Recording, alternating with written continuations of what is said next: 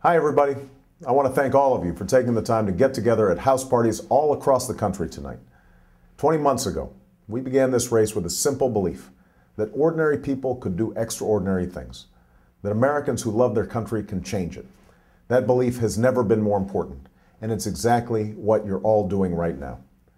We're facing the worst economic crisis in generations. 750,000 Americans have lost their jobs this year. Folks can't afford to fill up their gas tanks to get to work.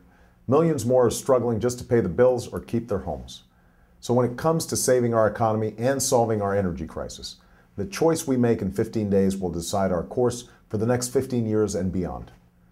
For nearly 3 decades, my opponent has been part of the Washington system that has done nothing to reduce our addiction to oil. He said no to advanced biofuels and higher fuel efficiency standards for cars and trucks again and again. And he's voted against federal commitments to renewable energy like wind and solar 23 times. Today, his only answer is drill, baby, drill. Like George Bush and Dick Cheney before him, he sees more drilling as the answer to all of our energy problems.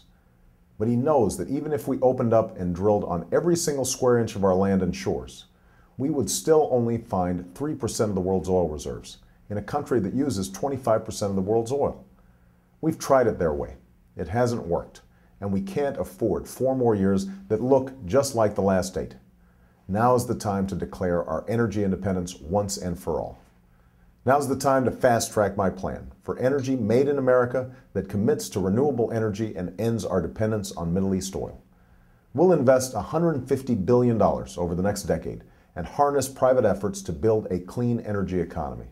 We'll provide short-term relief to families facing pain at the pump.